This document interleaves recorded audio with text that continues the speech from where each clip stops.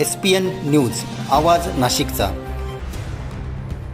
मित्रांनो सप्रेम नमस्कार। SPN न्यूजमध्ये आपले स्वागत आहे। तलवार आणि लाकडी दांडक्याने मारहाण करून चोरी करणाऱ्या संशयित आरोपीला गुन्हे शाखा युनिट 2ने केले जेरबंद।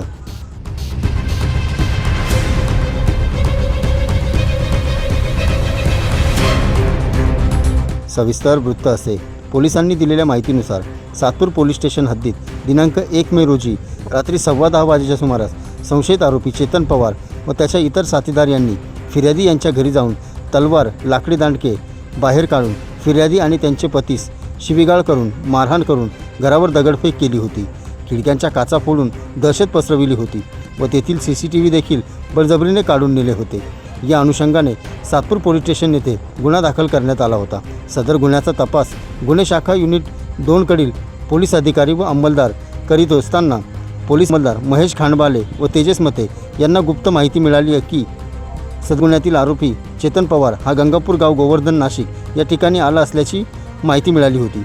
सदरची माहिती गुन्हे शाखा युनिट 2चे प्रभारी अधिकारी सहाय्यक पोलीस निरीक्षक हेमंत तोडकर यांना दिली असता त्यांनी गुन्हे शाखा युनिट 2चे यशवंत बेंडकोळी, मनोहर शिंदे, नंदकुमार नांदुर्डीकर, चंद्रकांत गवळी, महेश खांडबाले, तेजस मते अशांना बातमीची खात्री करून कारवाई करण्याबाबत आदेश दिले।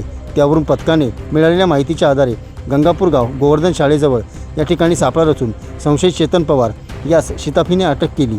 विचारपूस केली असता त्याने साथीदारांसोबत गुन्हा केल्याची कबुली दिली आहे।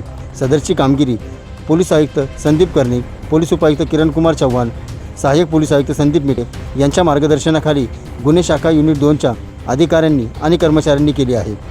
पुढील कामी संशयित आरोपीस सातपूर पोलीस स्टेशनकडे देण्यात आलेले आहे। SPN न्यूजसाठी प्रतिनिधी सोहेल खान। सर्व जनतेपर्यंत आमच्या बातम्या पोहोचवण्यासाठी आम्ही हे एक माध्यम चालू केलं आहे। त्याचं नाव आहे SPN न्यूज आवाज नाशिकचा। आमच्या या चॅनलला आजच सबस्क्राईब करा आणि बेल आयकॉन प्रेस करा। धन्यवाद।